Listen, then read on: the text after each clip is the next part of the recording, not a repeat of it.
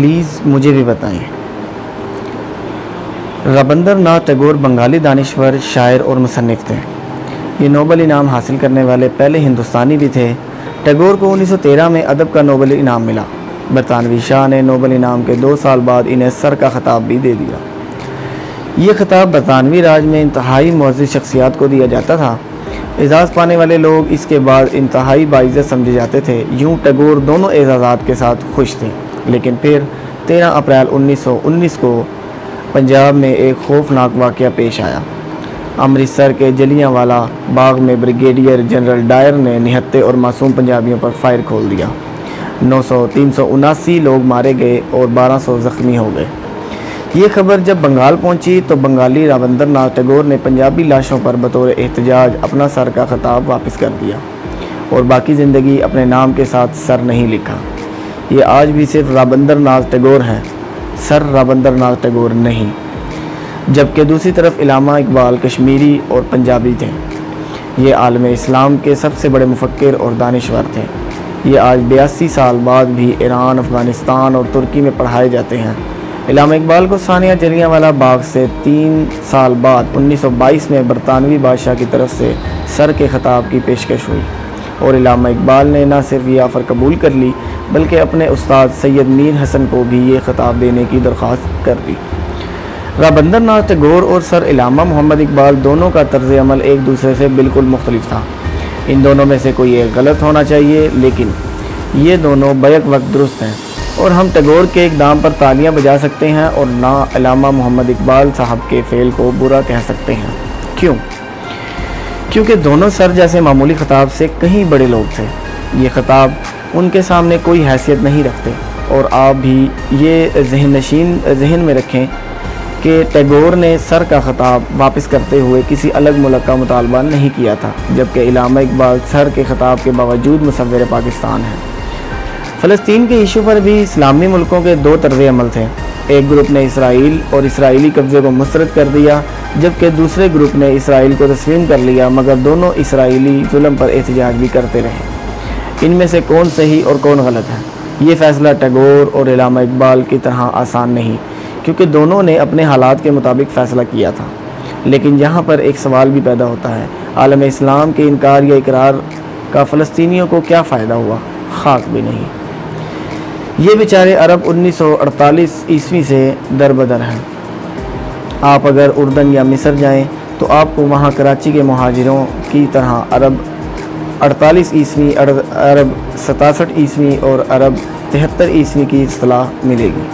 आप पूछेंगे तो आपको बताया जाएगा कि अरब 48 ईस्वी वो हैं जो 1948 में इसराइल से निकाल दिए गए और अरब 67 ईस्वी और 73 ईस्वी को 1967 और 1973 में वतन बदर कर दिया गया था। गोया अरबों ने भी अरब फ़लस्तीनियों को 72 साल बाद अरब नहीं माना। ये आज भी मुहाजिर हैं और मुकामी लोग इन्हें पसंद नहीं करते। फ़लस्तीनियों की 6 नस्लें जलावतनियों और कैंपों में पैदा हुई हैं। ये बेचारे गोलियों की आवाज़ में आंखें खोलते हैं और लाशों के अंबार में आंखें बंद करते हैं और 58 इस्लामी मुल्कों में से किसी मुल्क को आज तक खुलकर इनका साथ नहीं दिया। कोई कंधे से कंधा मिलाकर इनके साथ खड़ा नहीं हुआ सिवाय ईरान के। ईरान 42 साल से शिया फ़लस्तीनियों, शिया लबनानी और शिया शामियों के साथ खड़ा है, जबकि बाकी तमाम मुल्कों की हिमायत ज़ुबानी, कलामी, मज़म्मती और कुर्बानी के गोश्त तक महदूद है। आलम इस्लाम को अगर वाकई फ़लस्तीनियों का एहसास है तो फिर इसके ने आज तक इनके लिए क्या किया? हम पाकिस्तानी भी एक तरफ फ़लस्तीनियों की मोहब्बत में इसराइल को तस्लीम नहीं कर रहे और दूसरी तरफ हमने उर्दन के शाह हुसैन के हुक्म पर 1970 में फ़लस्तीनियों पर टैंक भी चढ़ा दिए थे और इन पर तैयारों से बमबारी भी की थी। ये खिदमात जनरल ज़ियाउल हक ने ब्रिगेडियर की हैसियत से सरअंजाम दी थी, जबकि एयरफोर्स की तरफ से शाहिद खाकान अब्बासी के वालिद खाकान अब्बासी ने फ़लस्तीनियों पर बमबारी की थी। ये वाक़या आज भी फ़लस्तीनियों की तारीख़ में ब्लैक सितंबर कहलाता है और इसकी वजह से जनरल ज़ियाउल हक के दौर में यासिर अराफ़ात के पाकिस्तान से ताल्लुकात इंतहाई कशीदा रहे। PLO की क़यादत इस दौर में हमारे सफ़ीरों तक से मुलाकात नहीं करती थी। दूसरा, इसराइल के गिर्द 22 इस्लामी मुल्क हैं। इनकी आबादी इसराइल की कुल आबादी से 30 गुना ज़्यादा है। ये अस्करी क़ुव्वत में भी कई गुना बड़े हैं, लेकिन आज तक इन 22 मुल्कों ने अपने भाइयों के साथ क्या किया? फ़लस्तीनी 72 साल से मर रहे हैं और बरादर इस्लामी मुल्क इनकी लाशों के इज़ अमेरिका और यूरोप से मराआत ले रहे हैं, और ये बरादर इस्लामी मुल्क अपनी सिफारती और सियासी बारगेनिंग के लिए फ़लस्तीन का इशू सेटल नहीं होने दे रहे। ये फ़लस्तीनियों को कैंपों से भी बाहर नहीं निकलने दे रहे। हम पाकिस्तानी अगर वाकई फ़लस्तीन से मुखलिस हैं तो चलिए फिर हम फ़लस्तीन के लिए जिहाद करते हैं।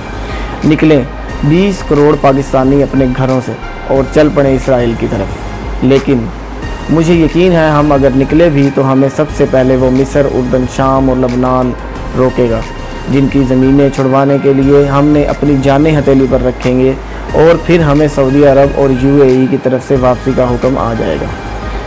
मुझे आज तक उस मोहब्बत की समझ नहीं आई जिसमें हम यहूदियों की फेसबुक, ट्विटर और इंस्टाग्राम पर इसराइल मुर्दाबाद की पोस्ट शेयर करते हैं, अपनी सड़कें ब्लॉक करते हैं और हम अपनी गाड़ियाँ और अपनी लाइट्स तोड़ते हैं और नारे लगाकर वापस आ जाते हैं, और फिर ख्वाब देखते हैं फ़लस्तीनी एक दिन ज़रूर अपने घरों में आबाद होंगे।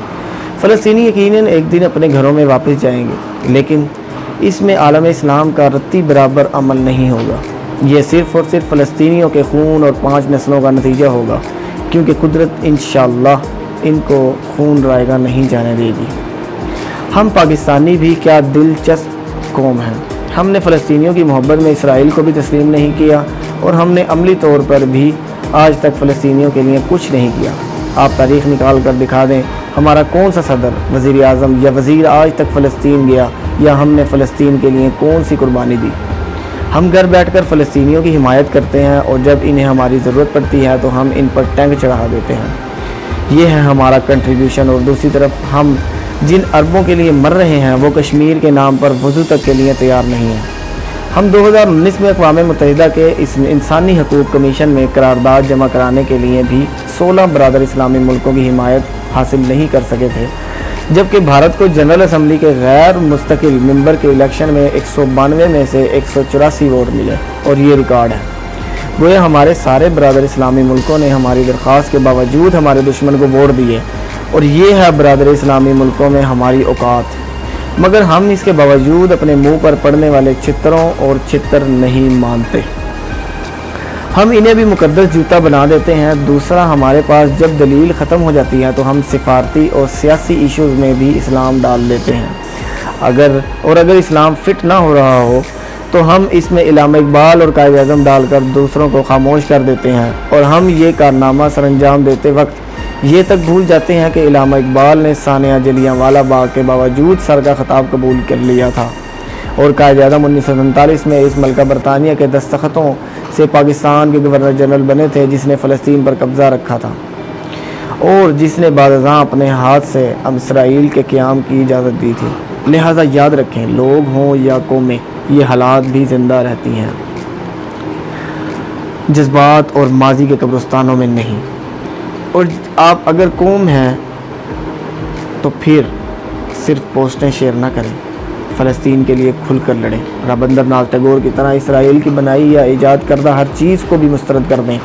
इसराइल के सबसे बड़े हामियों के वजूद से भी इनकार कर दें, और यूरोप और अमेरिका को भी मुस्तरद कर दें, और ये ऐलान भी कर दें हम हर उस मुल्क को भी नहीं मानेंगे जो इसराइल को मान रहा है, और हम 72 साल से कैंपों में पड़े फ़लस्तीनियों को भी लाकर पाकिस्तान में आबाद करें, ताकि दुनिया को पता चले कि हमने किसकी हिमायत की है, हमने किसी के लिए मार खाई है। और ये अगर मुमकिन नहीं तो फिर हम मस्कत में छुप छुप कर बातचीत ना करें, खुलकर इसराइल से मुज़ाकरात करें, और ये डील अगर हमें सूट करती है तो फिर मर्दाना वार इसका एतराफ़ करें, और ये अगर हमें वारा नहीं खाती तो सीना ठोक कर इनकार करें, और अगर हम में ये हिम्मत, ये ज़रूरत भी नहीं तो फिर हम कौम को कम से कम इतना तो बता दें हमारा इशू आखिर है क्या, हम किसके साथ खड़े हैं, और हम इसराइल को क्यों नहीं मान रहे।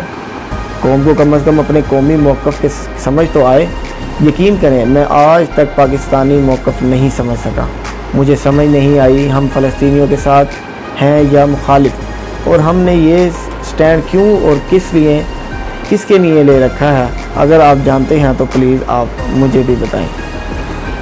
अगर हमारी ये वीडियो पसंद आई है तो हमारे चैनल को ज़रूर सब्सक्राइब करें और दोस्तों के साथ ज़रूर शेयर करें।